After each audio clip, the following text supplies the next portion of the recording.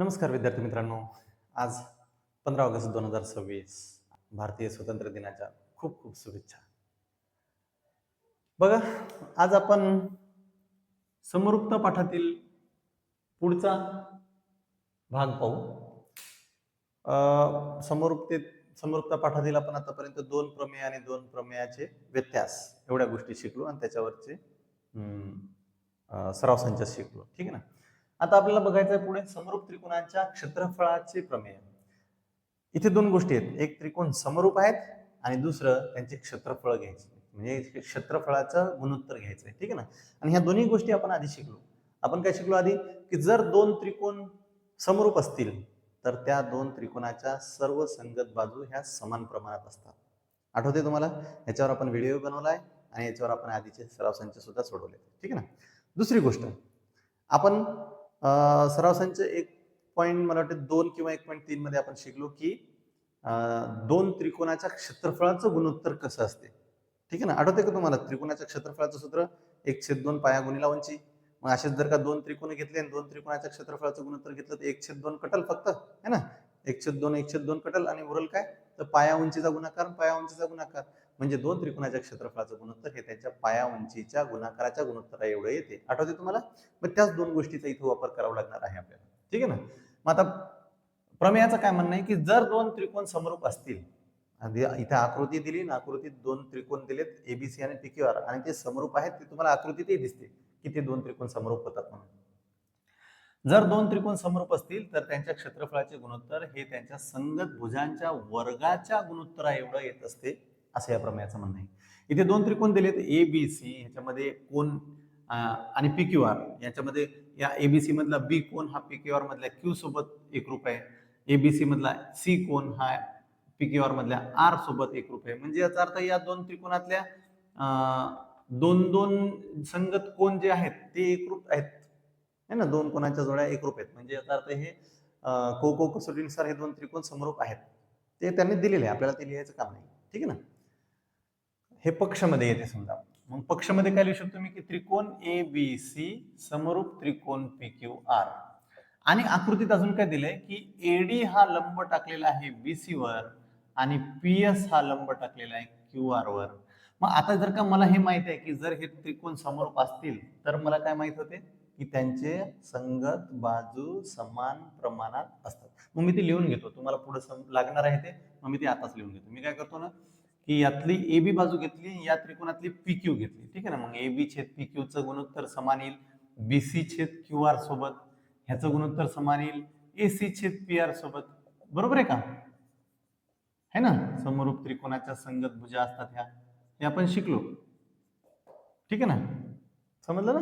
हे तुम्हाला इथं लिहून द्यायचं काम नाहीये, हे तुम्हाला हे दिलंय त्यांनी की त्रिकोण समरूप आहेत, म्हणजेच तुम्हाला हे दिलंय, फक्त हे सांगितलं नाही.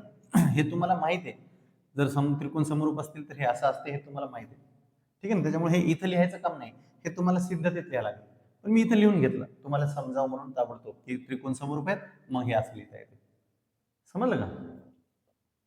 आता साध्य काय करायचं मग आपल्याला की त्रिकोणाच्या क्षेत्रफळाचे, म्हणजे समरूप आहेत त्रिकोण, त्या दोन त्रिकोणाच्या क्षेत्रफळाचं गुणोत्तर, म्हणजे एरिया त्रिकोण ए बी सी आणि एरिया त्रिकोण पी क्यू आर, या दोन त्रिकोणाच्या क्षेत्रफळाचं गुणोत्तर किती येते म्हणते, तर त्यांच्या संगत भुजांच्या वर्गाच्या गुणोत्तर, म्हणजे संगत भुजाच्या गुणोत्तराचा वर्ग घ्या किंवा मग संगत भुजाच्या वर्गाचे गुणोत्तर घ्या, म्हणजे ए बी चा वर्ग छेद पी क्यू चा वर्ग किंवा बीसी चा वर्ग छेद क्यू आर चा वर्ग किंवा एसी चा वर्ग छेद पी आर चा वर्ग, असं आणून दाखवायचंय आपल्याला.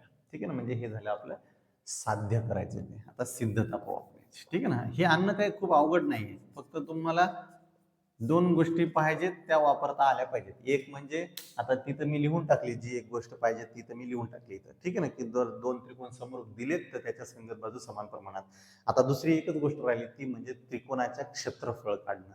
आता त्रिकोणाच्या क्षेत्रफळाचंच गुणोत्तर घ्यायचं आहे, म्हणजे त्रिकोणाच्या क्षेत्रफळाचा गुणोत्तराचं सूत्र तुम्हाला मागे शिकलेलं आठवायला पाहिजे की त्रिकोणाच्या क्षेत्रफळाचं सूत्र आठवायला पाहिजे. पहिले तर 1/2 पाया गुणिला उंची, आणि मग जर का दोन त्रिकोणाचं घेतलं तर 1/2 राहणार नाही त्याच्यात, फक्त पाया उंचीच्या गुणाकाराचं गुणोत्तर येईल. बरोबर आहे का? मग मी ते घेतो, या दोन त्रिकोणासाठी सांगतो. एरिया त्रिकोण ABC छेद एरिया त्रिकोण PQR आकृतीमध्ये पहा आता याच्या क्षेत्रफळाचं गुणोत्तर काय लिहितात. एरिया त्रिकोण एबीसीचं क्षेत्रफळाचं सूत्र काय होईल? 1/2 पाया म्हणजे BC, उंची म्हणजे AD है ना, म्हणजे BC गुणिला AD. आणि याच्यासाठी पण तसंच 1/2 पाया QR गुणिला उंची, QR गुणिला उंची काय होते? PS.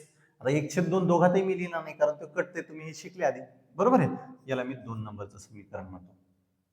त्रिकोणाच्या क्षेत्रफळाचे व्याख्येनुसार त्रिकोणाच्या क्षेत्रफळाचं गुणोत्तर हे त्याच्या पाया उंचीच्या गुणाकाराच्या गुणोत्तरा एवढं आलं. ठीक आहे. आता दोन्ही गोष्टी आपल्याला वापरायच्या त्या लिहून झाल्या.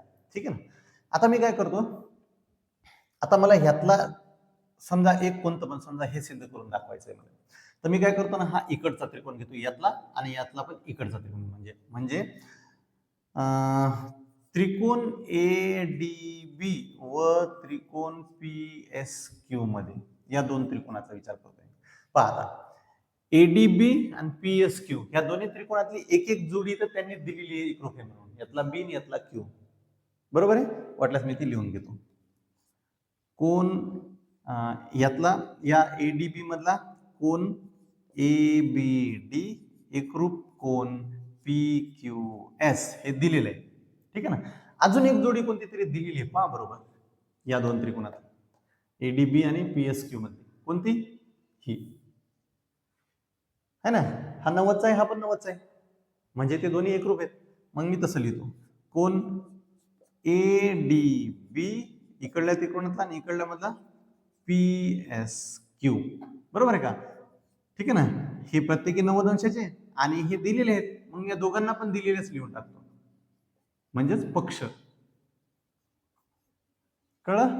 मग आता हे दोन त्रिकोणात या दोन त्रिकोणातल्या ह्या दोन कोणाच्या जोड्या, संगत कोणाच्या जोड्या एकरूप आल्या, म्हणजे मला असं लिहिता येईल का नाही की हे दोन त्रिकोण कोको कसोटीनुसार समरूप आहेत का नाही लिहिता येणार? दोन संगत कोणाच्या जोड्या समोर एकरूप आल्यात ना, म्हणजे ते दोन त्रिकोण समरूप आहेत.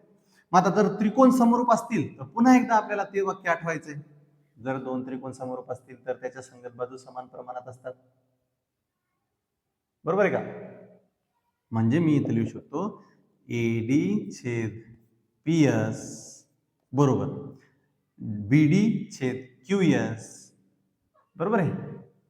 अजून कोणती बाजू लिहू शकतो मी, तर AB छेद PQ. मग मी तीच घेतो सध्या, तिन्ही लिहू शकता तुम्ही, पण तिचं काम पडते नाही पडत म्हणून मी सध्या हे लिहून घेतली.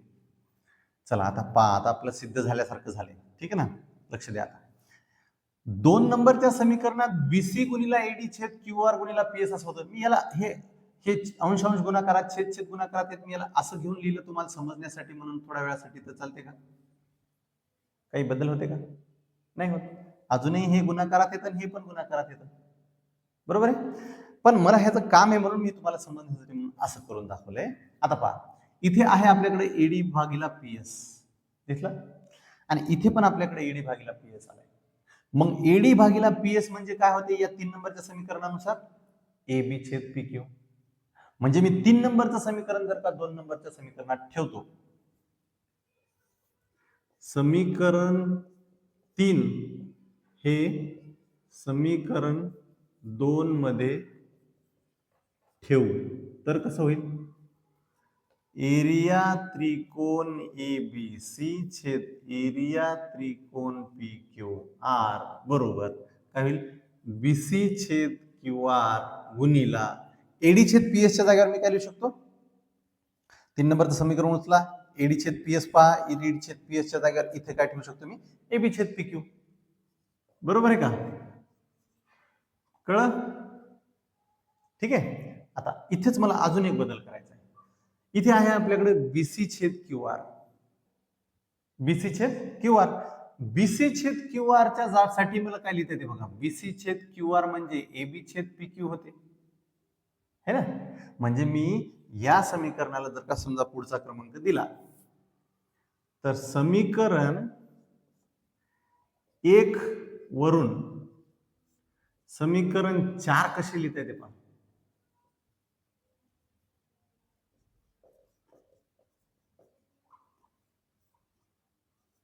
समीकरण 1 वरून समीकरण 4 कसं होते? एरिया त्रिकोण ABC छेद एरिया त्रिकोण PQR बरोबर BC छेद QR च्या जागेवर काय लिहू शकतो मी? AB छेद PQ बरोबर आहे का? आणि हा एक AB छेद PQ जसाच्या तसा. मग याचा काय होते पहा आता. इथे पण AB छेद PQ आहे आणि इथे पण AB छेद PQ आहे. आणि हे गुणाकारात आहेत म्हणजे याला मी असं लिहू का? असं लिहिलं चालते का मी? AB चा वर्ग छेद PQ चा वर्ग. म्हणजे एरिया त्रिकोण ABC छेद एरिया त्रिकोण PQR बरोबर AB चा वर्ग छेद PQ चा वर्ग आलं. है ना? असंच मला जर का आता हे सिद्ध करायचं असेल तर मला हे इकडचा त्रिकोण घ्यायला लागेल ADC आणि यातला पण इकडचा त्रिकोण घ्यायला लागेल PSR. समजायला का? आणि ते येते ऑटोमॅटिक. पहा ना इथं पण तुम्हाला कळू शकते. मी थोडंसं इकडं थोडक्यात लिहून दाखवतो. ADC आणि PSR हे दोन त्रिकोण पण समरूप येतात. जसे हे दोन होते इकडचे है ना ADB आणि PSQ. ADB आणि PSQ जसे समरूप होते कोको कसोटीनुसार तसेच इकडचे हे दोघं पण होतात ADC आणि PSR पण होते. कारण ह्यातली पण एक एक कोणाची जोडी एकरूप आहे दिलेलाच आहे आणि एक एक 90 अंशाची कोणाची जोडी आहे म्हणजे दोन कोणाच्या जोड्या ह्याच्यातल्याही संगत समरूप येतात एकरूप येतात. म्हणून मग हे दोन त्रिकोण पण समरूप होतात आणि जर दोन त्रिकोण समरूप झाले असेल तर ह्यांच्या पण संगत बाजू समान प्रमाणात येतात. म्हणजे ह्याच्यासाठी काय लिहिता येईल AD छेद PS बरोबर याच्यातली AC छेद याच्यातली PR असं लिहिता येते. बरोबर आहे का? आणि मग इथे बदल होईल आपला 2 नंबर मध्ये. इथे AD छेद PS च्या जागेवर मी जसा याच्यातला AB छेद PQ लिहिला होता आता मी तिथे AD छेद PS च्या जागेवर AC छेद PR लिहू शकतो. AC छेद PR आणि मग पुन्हा 1 नंबर वरून BC छेद QR म्हणजे AC छेद PR लिहू शकतो. म्हणजे इथे मी AC छेद PR लिहू शकतो आणि इथे पण AC छेद PR लिहू शकतो. मग ते काय होईल AC गुणिला AC छेद PR गुणिला PR म्हणजे AC चा वर्ग छेद PR चा वर्ग. कळलं? आणि अशाच प्रकारे मी हे पण सिद्ध करू शकतो. पण मग मी हे दोन्ही पण सिद्ध करत बसण्याऐवजी तुमच्या पुस्तकात जसं केलंय तसं करू शकतो. तसेच इतर बाजूसाठी पण त्यांनी डायरेक्ट लिहून टाकलं समीकरण 1, 2 व 3 वरून. मग मी पण तसंच लिहून दाखवतो इथं एरिया त्रिकोण ABC छेद एरिया त्रिकोण PQR बरोबर जसं आपण AB चा वर्ग छेद PQ चा वर्ग आता सिद्ध करून दाखवलं असंच BC चा वर्ग छेद QR चा वर्ग सुद्धा येणार आहे आणि असंच AC चा वर्ग छेद PR चा वर्ग सुद्धा येते. म्हणजे आपलं साध्य जे होतं ते सिद्ध झालं. कळलं? सोपं आहे. फक्त 2 गोष्टी येतात. एक त्रिकोण समरूप आहेत तर संगत बाजू समान प्रमाणात आणि दुसरं त्रिकोणाच्या क्षेत्रफळाचं गुणोत्तर. कळलं? तुम्हाला हे कळलं असेल तर व्हिडिओला लाईक करा, व्हिडिओ शेअर करा तुमच्या मित्रमंडळीसोबत आणि चॅनलला सबस्क्राईब करायला विसरू नका. ठीक आहे?